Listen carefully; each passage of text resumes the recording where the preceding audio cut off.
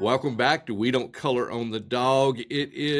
We have gone through a week of negotiations between the House and Senate. We've got with the state rep, Alex Andrade, who handles the healthcare side of the budget. Alex, thank you for doing this morning. Hey, good morning, Rick. Good morning. All right, there's a lot to unpack. A lot of attention was paid to the budget this week. Let's click through a few of them. You had talked earlier last week about trying to tie paychecks for agency heads and upper level people in the DeSantis administration, that if they don't deliver their their reports, they don't get a paycheck. Is that still part of the language? Yeah, so I included some language a couple days ago in my House offer for proviso language, requiring that ACA enter into an extensive data sharing agreement with the legislature. And until that happens, the ACA secretary won't receive a paycheck. Another big topic this week has been navigators, whether state employees should be moved over to Hope, Florida navigators. Should they expand the program? What's happening with that, Alex? Well, right now, the House hasn't agreed to fund any new Hope Navigators. I mean, this whole session, we've been asking questions about the Hope Florida initiative. The governor's office can't decide if it's a movement or a philosophy or a program. They keep describing it differently. But to the best that we can all tell, it's just the governor wants to hire more state employees as caseworkers, as social workers, to go do casework for constituents. Unfortunately, they don't, because they say it's not that. There's no like metrics that traditionally are applied to social workers and caseworkers. So it's a bizarre situation where they're trying to say it's something it's not. And the thing that it is, they refuse to apply the same metrics to. So yeah, right now we're proposing not funding any new positions just because the program hasn't proven itself. And the other thing that's come up, and the governor and the first lady, when they traveled and did their Hope Florida tour, several press conferences in May, they constantly kept saying this is costing the taxpayers nothing, but it is. Y'all uncovered that the hotline has been being that Hope Florida's used was being funded with ARPA money, which I guess it's still taxpayer money one way. It's still government money that could have been spent on something else. The last I saw, that y'all weren't very interested in funding the hotline with state. Well, no, and what we found out is that they commandeered so many DCF existing employees as Hope navigators that the actual DCF hotline for information that people go to, people were being put on hold for hours at a time. You can't shut down an essential function of state government to redirect employees to go do something completely different like that, like especially not without input from the legislature. It's just further proof that Governor DeSantis either does not care about how the state is operating, or he's just incompetent as a manager. Well, and the other thing that's come up, and just overnight, I saw in Peter Scorch's takeaways for the week, another thing's come up is that DCF is now upset with the Orlando Sentinel because their investigative reporter is trying to dig into what's people that say they've been helped by Hope Florida, what their reactions is. And, now they're going after the media for investigating. It's not unusual. I mean, I see that here on different things, but it's the fact that we get a bunch of yelling and screaming and very few facts is Well, pretty big. yeah, I mean, imagine a government entity sending a cease and desist to a reporter for asking questions. It is bizarre. And I can tell you, based on the information that this reporter has, so he hasn't gotten the bank records from the Hope Florida Foundation, just like I haven't gotten the bank records from the Hope Florida Foundation. But unlike me, he actually did get a spreadsheet that was typed out by Jeff Aaron, the Hope Florida Foundation's attorney that defrauded the foundation of that $10 million. So Jeff Aaron retyped what he claims to be most of the income, revenue, and expenditures for the Hope Florida Foundation for the past 2 years into this spreadsheet. On that spreadsheet, there's a couple payments directly to some families, and then there's two payments for like cabinetry and one payment for handyman services. So what I imagine Jeff did, Jeff Schweers is the reporter, is he called those families, or he tried to figure out who those families were, and he just asked them, what was the money for? How was the money used? I don't think DCF, I don't think it was appropriate for DCF to say, don't ask questions.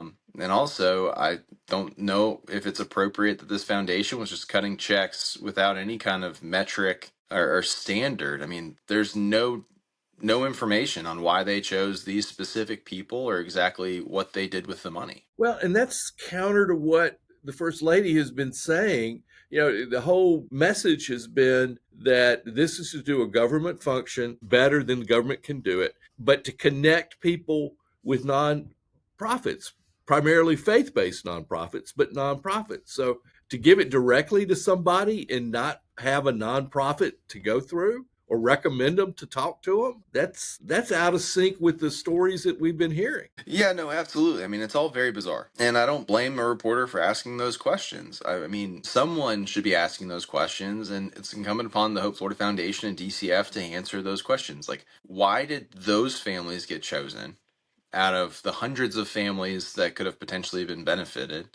Then exactly what was the metric to justify those payments? We still have no idea. Yeah. Good, good. Before you go, Alex, and I appreciate you doing this. I know it's very, very close to another Andrade coming into the world, which is exciting. The This week, a lot of discussion at County Commission Committee of the Whole about Baptist and the demolition, and there was some concern brought over like about the state funding that it could be at risk. You and I have talked about it before, and I think it was mentioned at the meeting. One of the commissioners, I think it might have been the chairman, Kohler, is that money's not at risk. I mean, something needs to happen, but right now, well, you tell me where with the state funding for the demolition part. I've been very clear since the beginning about what has to happen for that money to stay safe. And what I've always made clear is that the city needs to take the land, right? So I didn't necessarily want to provide any funding until the city committed to actually taking the land if we got the money. Senator Broxton was a little bit more understanding or friendly to the project. And so Senator Broxton still wanted to fund it. So I backed him and helped get the money anyway. But I've always said I don't want to get this money until I know this project's going to go forward. The metric I've always had is the city has to take the land. Well, my understanding is the city has taken the land at this point, and they've gone through the process of selecting a vendor, a contractor to do the demolition. So the $7 million is staying in the budget, and it's fine. It's not contingent at all about what the county commission does. So as long as the city has taken the land and is actually doing something toward using those funds for the demolition, the money is safe at the state level. I guess like if the city hasn't started or done anything or drawn down any funds from that 7 million by next session, maybe I'll reconsider pulling it if I don't feel like they're actually taking this seriously. But at this point, no, the money's safe. Okay, great. Alex, have a great weekend. Thank you for coming on. I appreciate it. Well, welcome to We Don't Color on the Dog, the DC in DC version. Good morning or good afternoon, Mayor.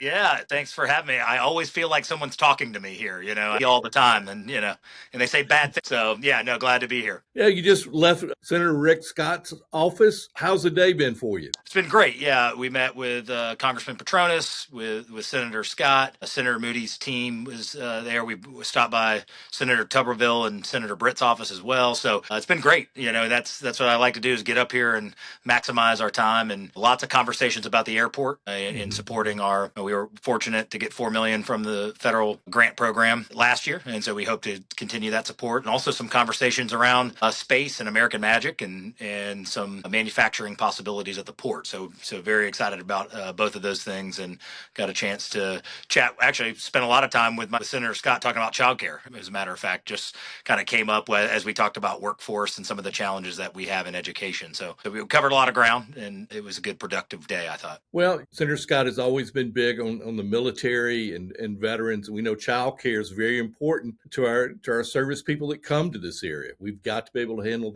their needs too. Yeah, of course. And again, when you can attack quality of life, education, and workforce, and additionally the military, if you add that in, not often can you have one topic that can cover that much ground. If you can try to improve one thing. And so that's what I shared with Senator Scott, is to say, hey, it's not just about subsidy. It's also about really we have a need at all levels for increasing childcare access, helping it pay better. And we talked a lot about even some of the red tape to get, someone who might be a retiree that wants to, that certainly is qualified to go be a childcare and make in childcare, that we don't make it too difficult for somebody to be able to do that as well. And so again, we know how much that could factor in. And Paul Bonicelli, who works on all of Senator Scott's veteran issues, was in the meeting as well. And I've spent some time with him in Pensacola, and we continue to push forward with that. Well, I spent part of my weekend going through the East Side CRA update. Yes.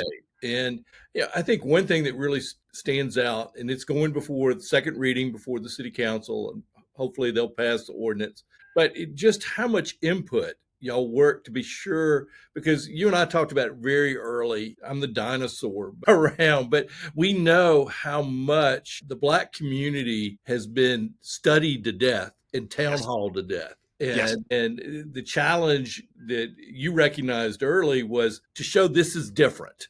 And I think you did it this time. Talk about it.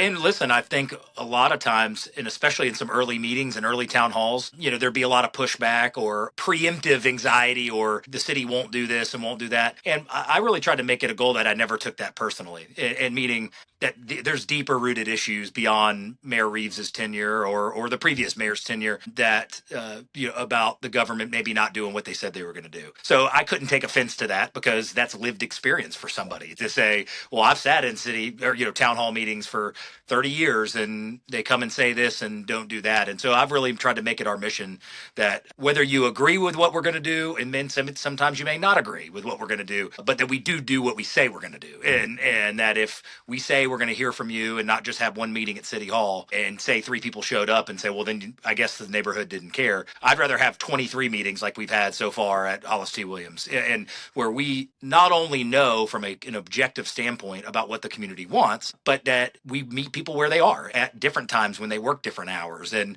maybe they can only be there on Saturdays or they can only be there in the mornings. And so we never want to leave anybody's opinion behind. We can't make people come to these meetings, and listen, we'll catch our fair share of flack on, well, why didn't you tell us? And we've got to come back and say, well, we have had 23 meetings. I mean, we are doing our best. We can't knock on everybody's door, but I want to be able to be proud of and stand behind when we say we want to engage the community, that we can show that we did it. And so I think with these plans, you've seen that, and these plans is what allows us. And listen, East Side funding is a significant issue. There's not a lot of funding or dollars in the CRA, but that roadmap that you saw and that's going to go for second read is what the plan is. And that it means whatever dollars would ever be procured.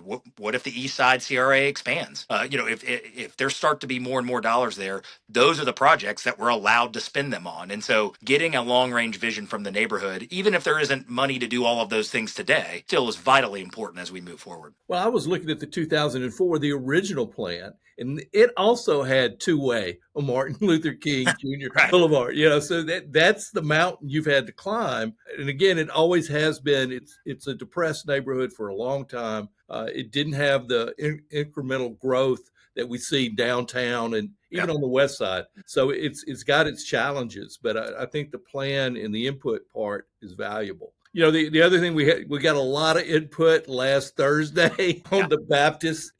I thought it was a fruitful meeting. There were a lot of different issues. Not everything had to do with demolition that was being discussed in that meeting, but it looks like, in my read of it and watching it, is that the commission wants to find a way. They support the project. Now they want to try to find another funding source other than the general fund, and they hope to have that by July. But there are a lot of things surfaced there. Yeah, listen, I thought it was a productive meeting, and again, all I had asked is, instead of half information through the media and one soundbite here and there, that let's just have a holistic conversation. Really, a conversation we probably already should have had, but we are where we are, and that's okay.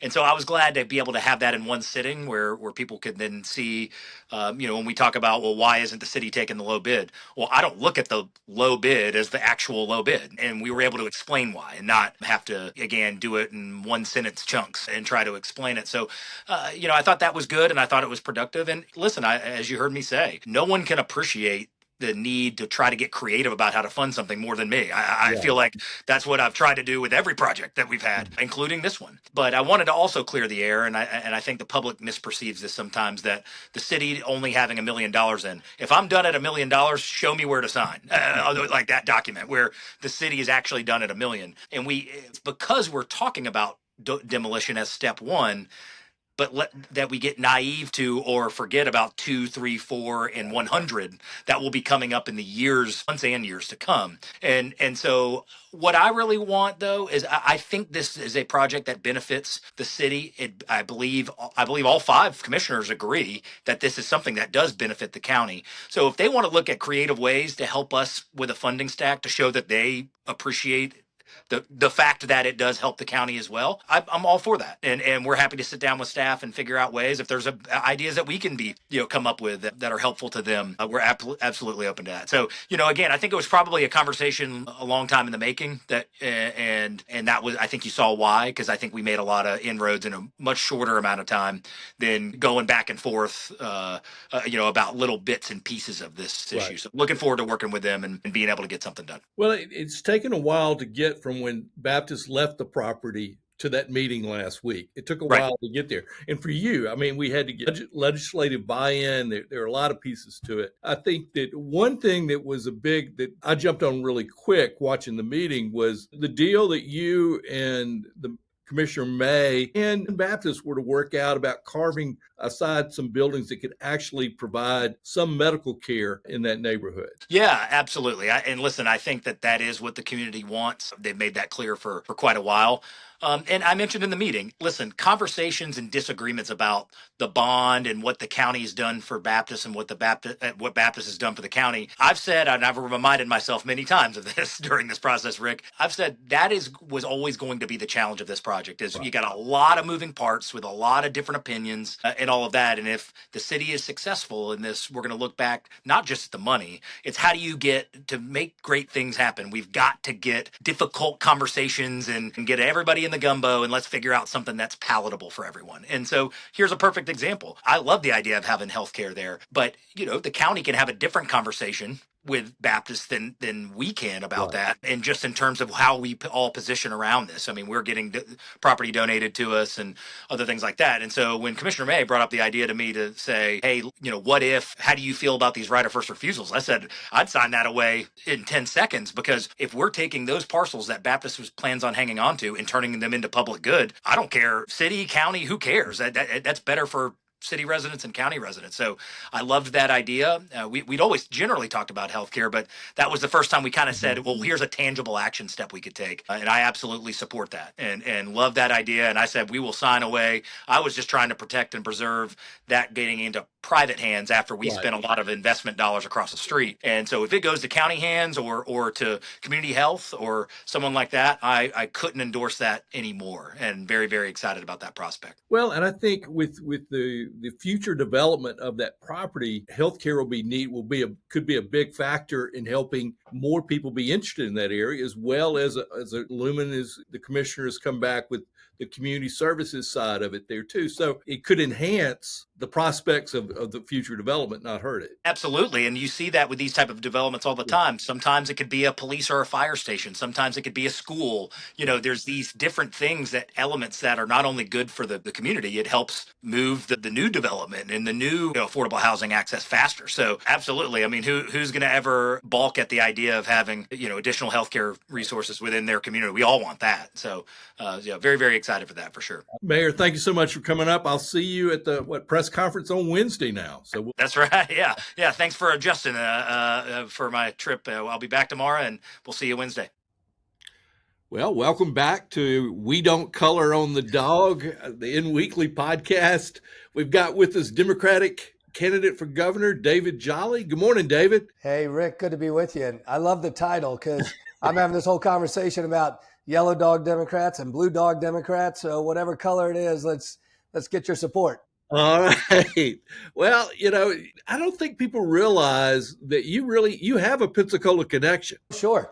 I lived in Pensacola for several years. My parents actually are probably there about 20 years. They moved there just about the time I graduated from high school. My father was in the Southern Baptist Convention. It's called a director of missions, kind of like a pastor to the pastors. But yeah, they were in ministry in Pensacola, Escambia, and frankly, counties surrounding Escambia for about 20 years. Well, it's changed a little bit, David. I think we've grown up some. Yeah, definitely, definitely. You know, the last time we talked, gosh, it was probably 8 or 9 years ago. You were a Republican running for the U.S. Senate. That's right. A lot has happened since then. You've been independent and now Democrat.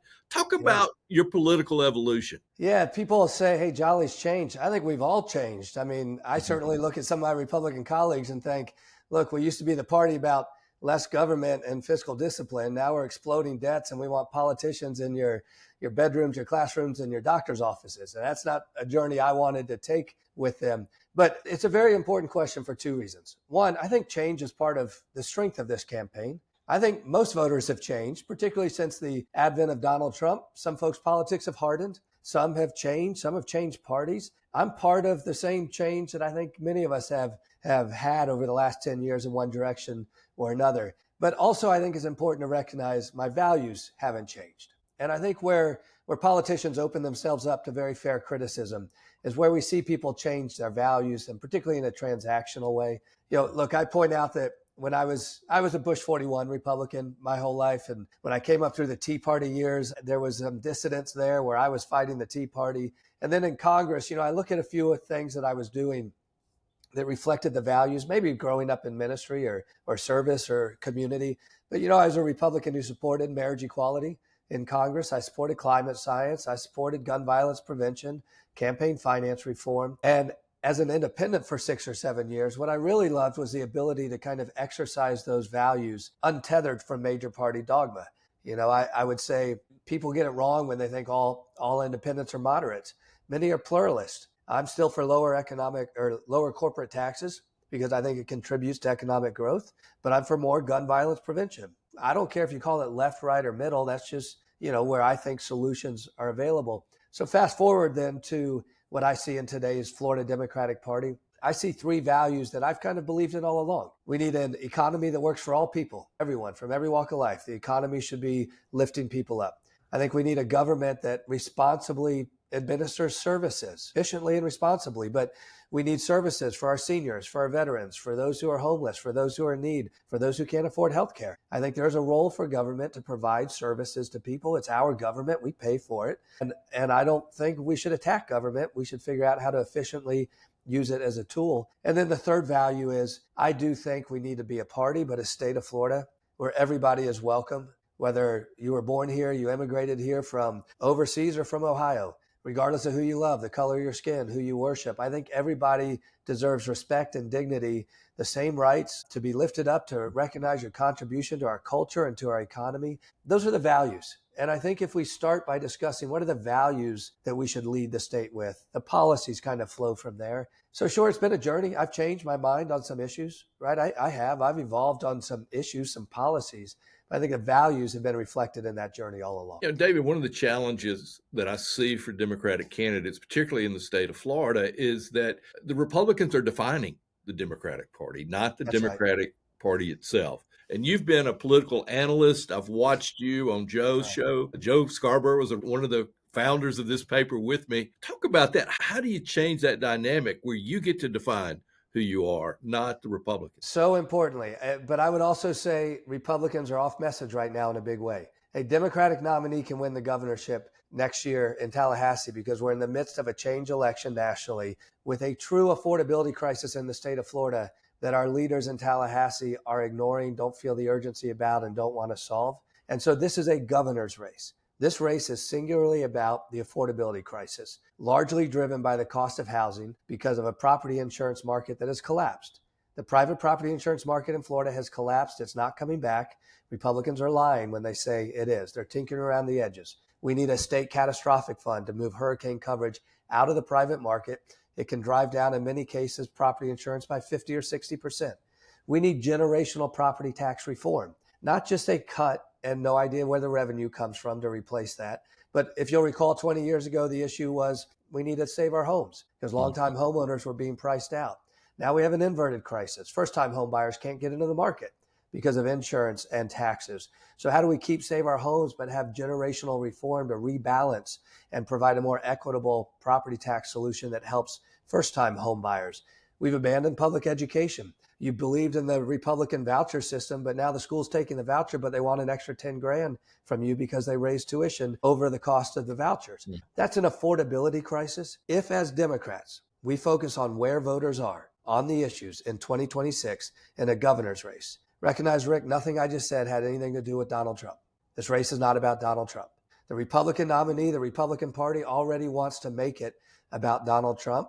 If we fight on that playing field, we'll lose. But I'll tell you what they've done. They've already said Jolly's wrong. Byron Donalds said, after I got into this race, Byron Donalds said, I know Florida. Florida wants more of the same, more of the same. I don't think that's the case. This is a lived experience for my wife and I with a 6-year-old and 4-year-old.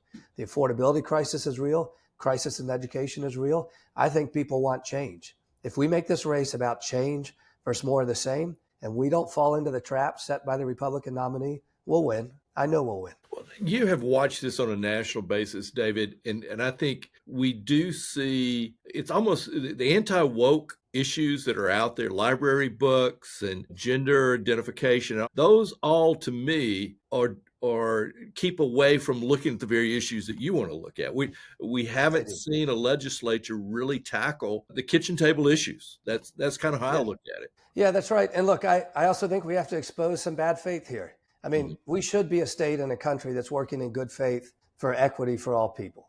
We shouldn't step back from that just because maybe major conservative media platforms and some Republican politicians have tried to make it a toxic issue. Somebody has to defend every community across the state and across the country. We can do that.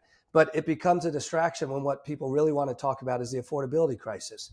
And so, look, when I got into the race and Byron Donalds hit me on Trump this and leftist this and socialist this, understand Byron Donalds did not offer a single solution on the property insurance crisis, on real property tax reform, or on why Republicans don't want to invest in public education, right? The solution to failing schools with excellent teachers could be invest more in those failing schools and give teachers more ability to teach. And this goes back to what I said earlier. How about we get politicians out of the classroom and out of the doctor's offices and out of the bedrooms? How about we actually trust Florida's families? I mean, it seems to me that Republican leaders in Tallahassee today just want to trust some of Florida's families. I want to trust all of Florida's families. We shouldn't be making decisions in politics about which families we trust and which families we don't. How about we make this a Florida for everyone, for all people, focus on the affordability crisis for all people? That's what we have to focus in on. If we draw that contrast, we end up in a race next year, Rick, that looks like Andy Beshear winning Kentucky, Steve Bullock winning Montana. We can win with a coalition. This is bigger than a candidate. What I like about being a Democrat is we accept math. There aren't enough Democratic candidates or Democratic voters in Florida to elect a Democratic governor on their own. This has to become a coalition bigger than party where people say, you know what? I want change. I don't want more of the same.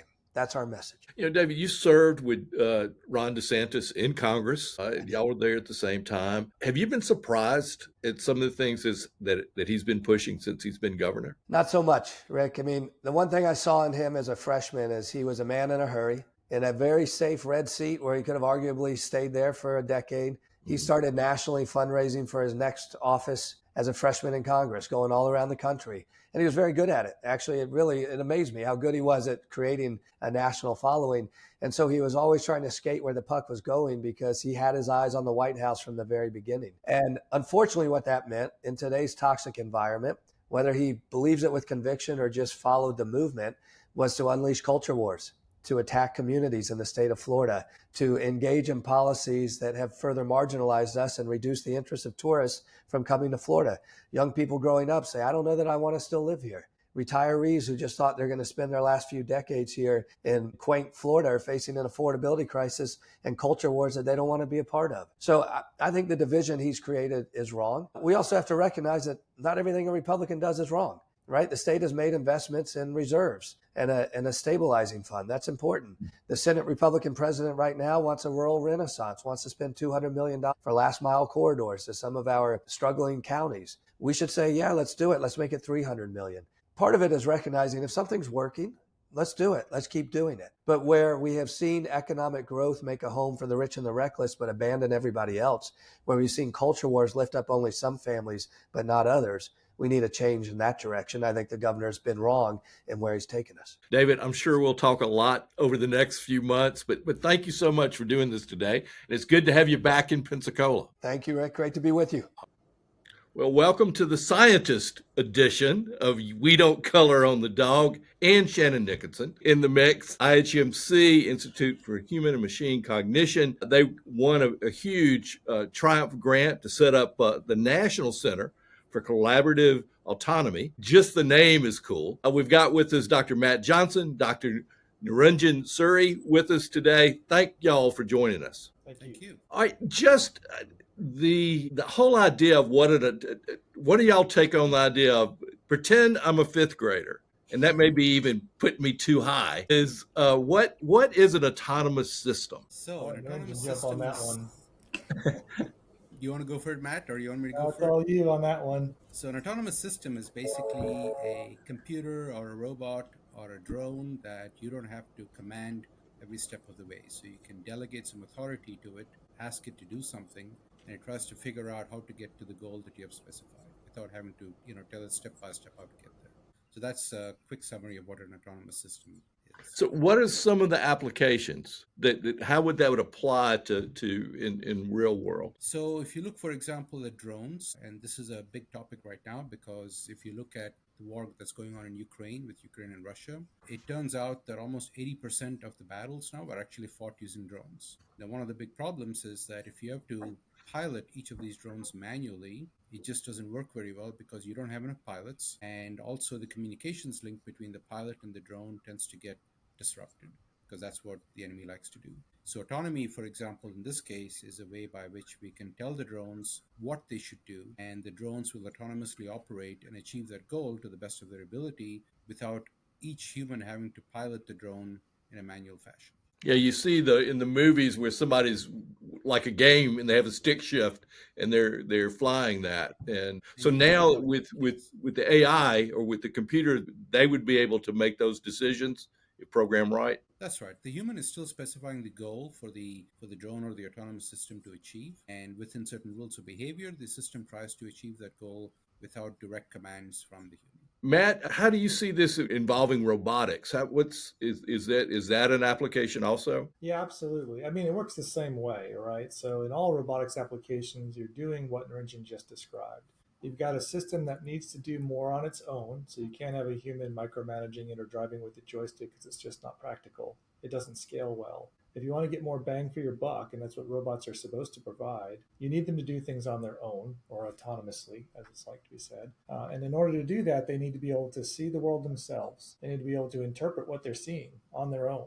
They need to be able to make their own decisions. Now, all of that should be in the context of a human direction. Human should be telling them this is the goal that you're trying to achieve. But within that goal, they should be doing all of those things, understand, interpreting, making some decisions, and taking some actions without someone having to come in and joystick. If you don't, then you have one-to-one control is going to be your limit, and that's not very useful. Imagine trying to build your house all by yourself. It doesn't work very well, right? You're going to need a bunch of people to build a house. That's teamwork. And just like if you want to leverage robots, you're going to need a way for these systems to do bits on their own that don't require you to be hands-on every step of the way. So how will this national center unfold within IHMC? Yeah, so the center itself, the National Center for Collaborative Autonomy, is really focused on the scaling problem, right? How do you get more bang for your buck out of robotics and AI, right? Both of these systems have been exploding in numbers over the last decade.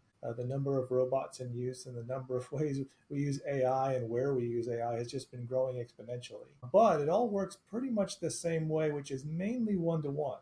There are very few circumstances, mainly in factory automation, where you can get more robots than people. But in general, outside of a factory, we're still one-to-one or worse in how we control these systems. Typical DoD for operations of unmanned systems is many-to-one. It's not even one-to-one right now.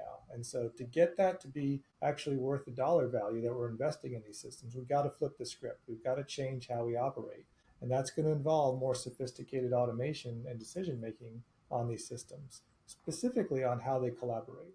Dr. Siri is looking at this. Is how big a staff will the center have? So we are hoping to hire at least about 10 to 12 people that will specialize in working in this area. Of course, we're hoping to find the best people possible, and we have to find the Right. right kind of people to provide the right kind of expertise, but that's our target for now. How soon will the center be up and operational? So it's already up and running in the sense that there are a number of people at IHMC working on the areas that contribute to collaborative autonomy. We have already gotten some matching funding from the Air Force, for example, to continue working in this area. We've already started purchasing equipment that we will be using to conduct demonstrations and experimentation. So yes, it's already up and running. Now, you have a pretty long history with IHC, don't you? I have been with IHMC since 1994, yes. This has got to be the evolution of the institute has been fascinating for me to watch on the outside. This has got to be like, the third or fourth evolution. I mean, the evolution of what y'all are doing. This is and it's happening here in Pensacola. I mean, to me, it's amazing. Absolutely. We started focusing on primarily AI and machine learning. Then we expanded to robotics. Now we've expanded to the medical domain with the Health Span Resilience and Performance Group. And what is interesting about this aspect, or this collaborative autonomy aspect, is to bring together a number of these different disciplines to focus on this really challenging problem. Now, Matt, when did you come aboard with Institute? I came on board in 2002, so a bit after Naranjan, but I've been here for about 20 years. When it started with Naranjan, I think it was a single room up in UWF, if I'm not mistaken. When I came, it was the old police building.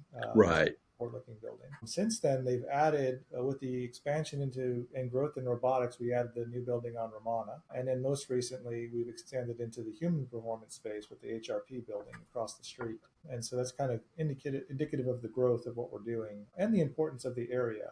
Each of those had a specific focus, obviously robotics and HRP, human performance. But the NCCA is really looking at the synergy amongst all of those things, right? It's really tying all of that together and looking at how we can make systems more effective, leveraging all of those components together. I can imagine when y'all brainstorm, it's got to be just unbelievable as y'all start thinking of all the possibilities. And, it's got to be, I would not understand what you're talking about, but it would be fun to watch, I think. It's my favorite part, to be honest, is the multidisciplinary nature. I came through engineering, and so I have an engineering background. I've learned a lot of computer science, and I've pushed into human machine teaming now. But we have a lot of people in a lot of different areas, and it's always the most interesting to get those different perspectives because they make you rethink how you go after solving a problem. Mm-hmm. Having those different perspectives from both robotics and human performance and all the other areas that are inside of IHMC really helps you think outside the box and come after different solutions than what's out and available today. So to me, that's the most exciting part. Well, Naranjan has also got to be just that when you start figuring out the applications, once y'all kind of start all brainstorming about it, how does this, how do you go after the grant and what are the applications going to come out of? Yeah, absolutely. So we are definitely using Triumph funding as a bootstrapping mechanism, right? So that we can build some initial capability and then we can show that capability to various sponsors and then say, look, we can build upon this if you give us additional funding.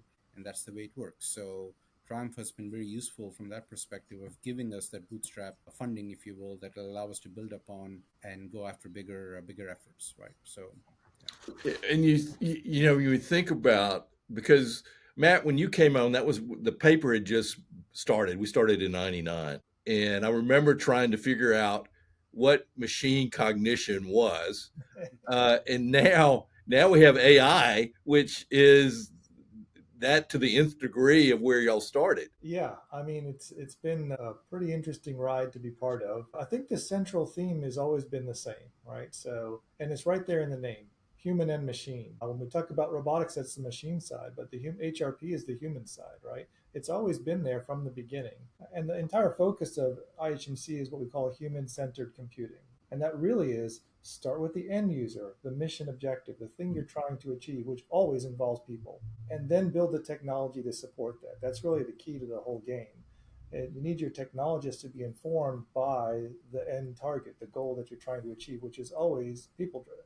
And so it's really about enhancing the human condition and enhancing our ability to do whatever it is for the target domain better for people. at the end of the day. Well, I appreciate it. Took us a while to get everybody's schedule to work on this, but I appreciate y'all doing this today, and I want to stay on top of what y'all are doing as much as you can tell me, but as much as I can understand the other side of all this. But I am excited about what y'all are doing. I think for us in Pensacola, it puts us in a rarefied air as far as innovation, and what y'all do is important to the community, and the people that you bring to the community has really changed how Pensacola operates and thinks. I think it's just huge. Thank So you. thank y'all. Thank y'all for being on today. Okay, this is the writer's version of We Don't Color on the Dog. I have the honor of having Dr. Darden North. Probably one of the first people I met at Ole Miss in 1975. Has been through Ole Miss, got me involved in politics. Darden, I think everything I learned about politics was at Ole Miss. There's nothing like Ole Miss politics, is there? Well, there is, and a lot of great politicians, and some good ones and bad ones have come out of Ole Miss for sure. Yeah, likewise, I feel the same way about that.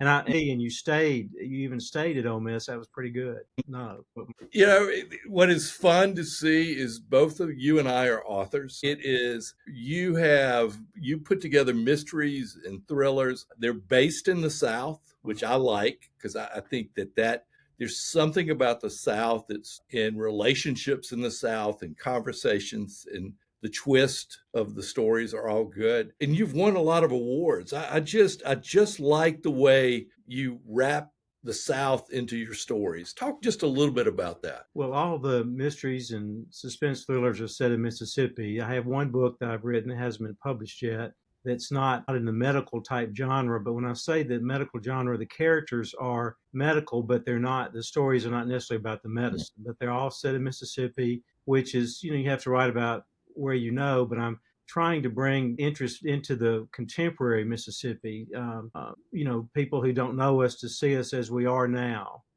Mm-hmm. We have some professionals and we have some rednecks, and we have the same kind of things going on down here that go on other places as far as in professional type things. But it's been real interesting for me to sort of come out of the shell. In the first books, I used fictional small towns, and then by the third book, Fresh Frozen, I mentioned Jackson and Canton, and then now I just say, well, this is Jackson or wherever it is, or the Gulf Coast, Biloxi, and change things, change names, and change places, but basically set them in real places in Mississippi now, and that's been fun for me. Well, yeah, I love the book Five Manners of Death because it was based at Ole Miss. Mm-hmm. Right. And that, bringing that connection and knowing that, Oxford as well as you did, and being a physician, and that got a lot of attention. You were nominated for a huge award for that. Well, I got nominated, but for the Mississippi Institute of Arts and Letters Award in Fiction. Didn't win, but got nominated. But two of my other books have gotten awards for Southern Fiction, more national awards from the Independent Publishers Book Awards, and that was Party Favors and Points of Origin. And you mentioned the Five Manners of Death, and that was really fun because the scenes at Ole Miss were set back in the mid 60s. And so I had to do a little research. I started in the mid to late 70s at Ole Miss. So that was only 10 years later. And the student union, all the places were just the same. But I did do some research, and that was fun to write sort of retro for that time and then bring the story forward.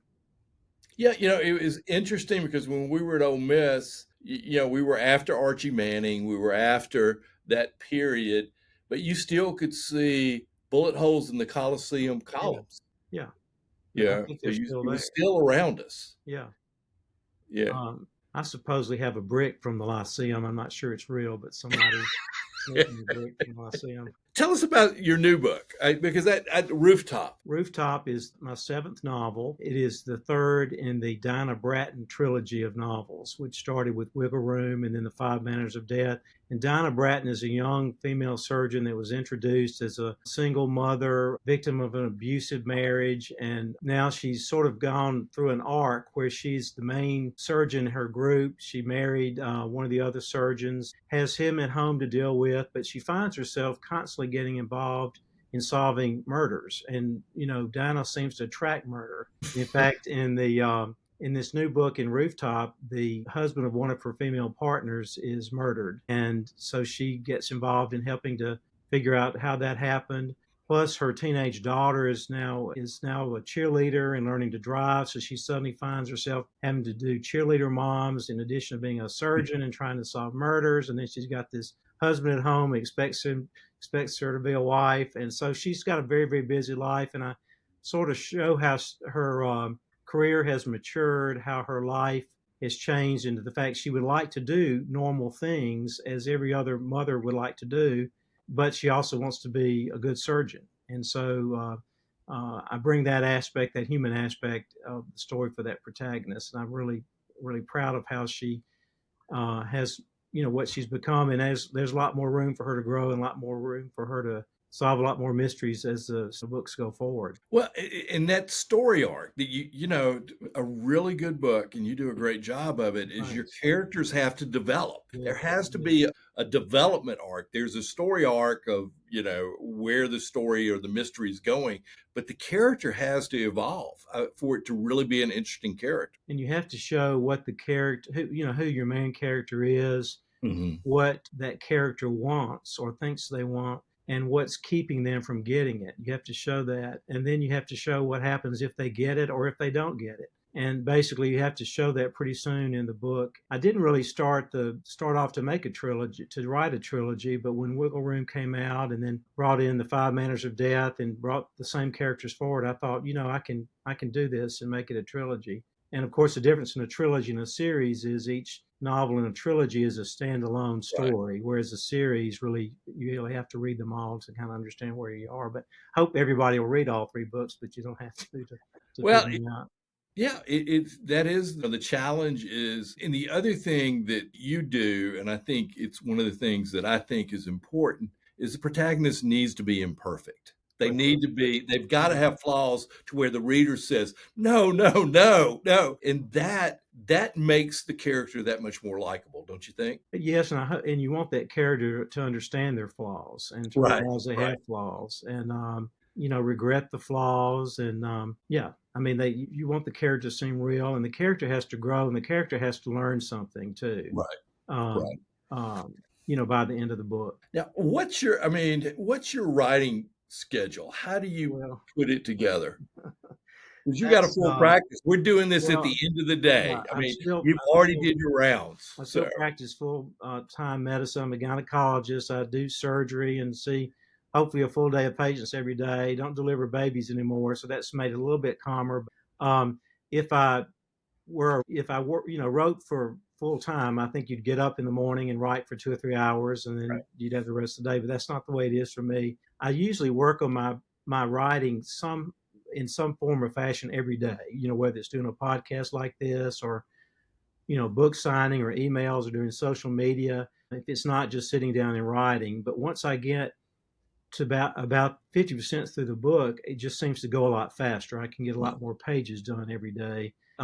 If you write at least one page a day, at the end of a year, you've got a 365-page book. Right. It's not that I get one page written every day. But again, to answer your question, I do not have a set schedule to write. I think it would be so much easier if I did. Maybe one day I will, but somehow I seem to get it done, and I do not waste much time. I think you remember me from Ole Miss. I'm pretty industrious.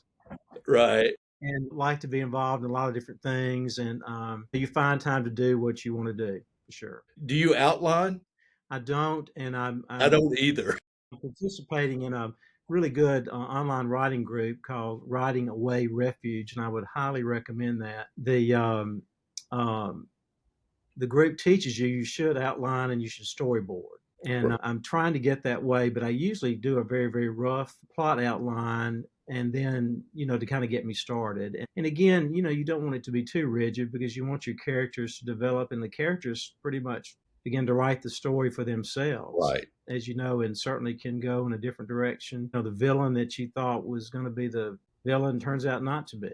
And sometimes you realize you don't want to send that character away. You want to keep that character around. So let's let somebody else be the villain. And, if you've written the story well enough where you've foreshadowed a lot of different things, you've kept the reader guessing as to who did it. or how it's going to end, so that you can change it at the end, and it all makes sense and is unfolded properly. And so I do try to write that way. Well, it is magical, isn't it, Darden, when all of a sudden the dialogue takes off. Well, It's almost like you're watching a movie and just recording what's happening. Well, it's interesting you say that, Rick, because I really think that's the way you should write. I mean, and I've been told that my writing style at this point is very easy to adapt to the screen. And, your dialogue may not be the same as it would be on the screen, but you do want to write each chapter, I think, as almost like it's an episode of a TV series. Mm-hmm. And that sort of makes sense, because you want the reader at the end of the chapter to want to turn the page to go to the next chapter or come back next week or binge another hour show, And so, that's the way it has to be. I mean, you've got to make that dialogue drive the story, and you've got to make the dialogue real. But you have to put some narrative in between the dialogue. Right. You don't want just a bunch of talking heads, but generally the dialogue is going to drive the story for sure. Well, and it's that the magic of it is that of doing a trilogy is your protagonist so well that you know how she's going to speak. You've already worked that out, which is right. That's to me one of the challenges, and I see it a lot in other writers too, is that you've got to separate your characters. So each one of them has to have a quirk or a different way they speak. And by now, with Rooftop, you've kind of nailed all that piece. Yeah, and I think I understand the characters. They're going to surprise you, but you definitely want to be able to let the reader see the character in the way they talk. Mm-hmm. Not necessarily in the way they're dressed, but the way they talk. And many times you can made a very good point in what they say or how they say it should let the reader understand who that is who's talking. And you shouldn't have to say he said, she said all the time. The reader should be able to recognize, oh, that's Diane, or that's Brad, or that's Phoebe, or whoever it is. And I found, and this is a lesson you learn as you develop your writing skill, that if you read it out loud, if you read your own writing to yourself out loud, you may sound crazy if somebody walks in the room, but you actually right. hear it the way a reader is going to read it. And you pick up the piece that doesn't quite work if you do that. And you pick up something that may slow down the narrative or slow down the dialogue and get rid of that. It's a fun challenge. I mean, for you as a physician, and you've always had this creative nature since I've known you, but to be able, this is a different dynamic. I mean, I'm in words every day. I mean, because I have a newspaper and everything else I do. You're a physician, and to get out of that world into writing is fascinating. Well, and in my first book, House Call, some of the early, beta readers or people that read a book ahead of time, for you, they said I had a little bit too much medicine in there. So they said nobody cares about how meconium comes around. So, I mean, take that out of there. Right. And that's really true. I took a lot of those things out. And I do find myself sometimes in my medical charts putting a little bit, just putting true information, but maybe some colorful, some description that I don't necessarily have to do. And also the EMR, electronic medical records, doesn't do as good a spell check as the Word documents do when you're writing a novel. I found that out too. But, you can separate yourself from the two different professions. I found that I get to be around a lot of different people because I write. Right. People could care less that I'm a physician. Particularly if you're pitching your book to somebody, they could care less. How many babies you've delivered or how many hysterectomies you've done, because you're on the same level, playing field as everybody else, and that's good. That's good. That's good to have different aspects of life that puts you at different spots, I think. Well, you're way ahead of me because I only know 500 words. So I just have to get them in the right order all the time. And that's the challenge. A few more than I do. So I think that helps. You're aiming for about 85,000 words on the novel. Exactly. And that makes it a real challenge. It is. Use those 500 words 85,000 times. Exactly. So for our viewers, how can they find your book? What's the best way to do it? Well, my website's a very good source, and that's, of course, www.dardennorth.com. And so dardennorth.com, hopefully be easy to remember. And we just updated it. We added Rooftop as the newest book. If you go to each book, there are links to purchase it, even to our local bookstore here in Lemuria, bookstore here in Jackson, where they always have signed copies of my books. And, of course, you can get the books online, the various retailers. We have them in print and ebook, and the first 5 books are on Audible as well, audible.com. So, and to listen to a book is just as great for an author as if you read it.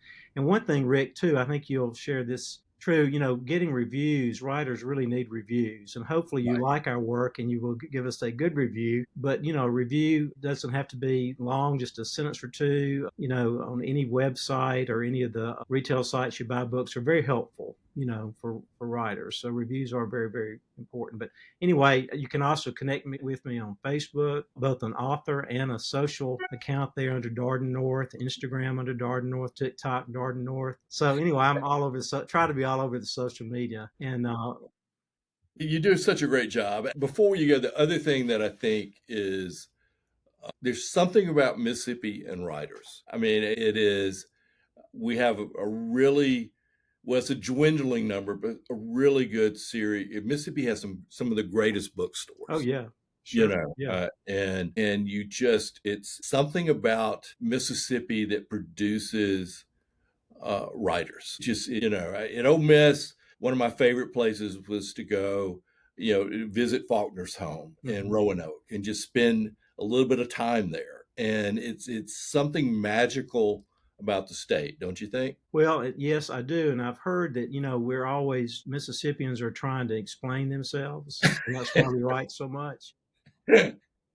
Southern Gothic writing is, in fact, I got to speak at the Natchez Literary and Cinema Celebration several years ago about that and how my books belonged in that Southern Gothic genre where, people are grieving over a life that they never really had or losing touch with reality or that kind of thing. And, of course, all states have that, but we have probably a pretty good dose of that here in Mississippi. But I think that because we have such a rich writing heritage, many of us feel like that we can write and should write. And but it's a challenge to write well. And I do want to write I grew up in Mississippi Delta, and I haven't set a novel in the Delta yet. And I grew up in Cleveland, which is a little bit more of if you want to have a cosmopolitan town, the Delta is probably the one that's that. But I would like to write a novel that's set in the Delta, but I don't want to write one that's necessarily set in the past. So I've got to figure out how I'm going to do that. But I think it might be a little bit darker and a little bit grittier, and we'll see. Yeah, well, I grew up in Greenville, so I was 30 minutes away. Exactly right. Right. And then we got Jack Coleman up in Rosedale. So all these Ole Miss people are, with Delta roots. But Darden, I really appreciate you doing this today. Oh, I'll share all the copies with you to help promote it. Thank you. I enjoy following you. Well, thank you, Rick. And I do hope people will check Rooftop out. And I really enjoyed writing it. And everybody says my latest novel is the best one I've done. So we'll see. Well, that's what you want to hear. That's exactly what you want to hear. That's exactly. All right. Have a great weekend. Thank you. Toddy. See you soon. All right. Howdy.